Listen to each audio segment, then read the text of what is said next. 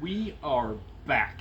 Man, it has been a minute, and I apologize, but we had to buy a place. And in the process, I got a much bigger, well, I'm having the cameraman spin around here. I have a much bigger place, and while it's not completely put away yet, I have at least one project car in here that I'm starting on, and I have the driveway sorted out. I even got my old T1000 back. You guys might remember that one. It's been sitting for a bit. This is the one that I wrecked that I replaced with this. So this will be the one that is getting the big block and the S10 frame. Then I have the 4.9 car still over here, ready to go, and then my Cadillac engines will be here shortly. Let's see, what else do I have on the agenda? Oh, I also have the supercharger stuff for this. I'm kind of working out like a daily driver kind of system with a recirculation setup. So when you're off the throttle, you're not in boost and you're not burning extra fuel. We'll get more into that once I've got another supercharger here in the next couple months. I have an engine back here ready to go, and I have a transmission ready to build for that. In the meantime, we are getting back on scooter. I have all the scooter's V8 parts up here. Getting ready to drop fluids out of it as of tonight, and possibly by this evening have this engine and transmission out. At that point, I'll be digging the 215 out back here. I have the Rover heads with the smaller combustion chambers ready to go. I have the V8 intake manifold over here with the carburetor set up, ready to go. I have all the pistons and rods ready to go in the block down here. So I'll be putting the engine together, and then I'll be stuffing it down in here with the motor mounts that I had, that you guys had seen me start making. We'll get a little bit of video on that later on. And oh yes, we're going to be getting into doing the transmission build because we're doing a hybrid T5. We're doing a Camaro T5, but with a S10 shifter location. So I have to do some modifications to get the speedometer gear to be in the right place. So I have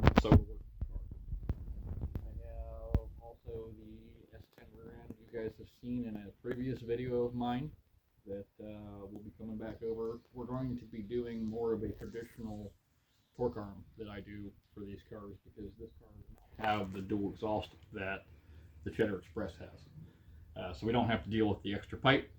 So I don't have to get fancy with the torque arm because I don't need the extra room for the muffler. And then, let's see, what else? For the most part, I think that's going to be it for now. We're going to do a bunch of little videos here and there as the garage expands. We get more of my stuff put away. I still have a corner of parts to go through over here. I still have my welders and things to get up. And I have yet to have any actual real electrical out here. I have 2 outlets that run this place right now, and I need my 220 set up, and I need my my outlets run around. So soon, I also have ample placement for an upstairs area in this particular garage, and I still have good ceiling height. So until I get a little bit further into this, and I get to where I'm doing regular stuff, this will be the home for T-Body Performance, formerly the T-Body Garage. And the goal will be, at some point, I'd like to look for a place out here and reopen my shop, doing, well, not necessarily just Chevette stuff, obviously, because I got to pay the bills and other stuff, but you guys will get a lot of Chevette content out of it.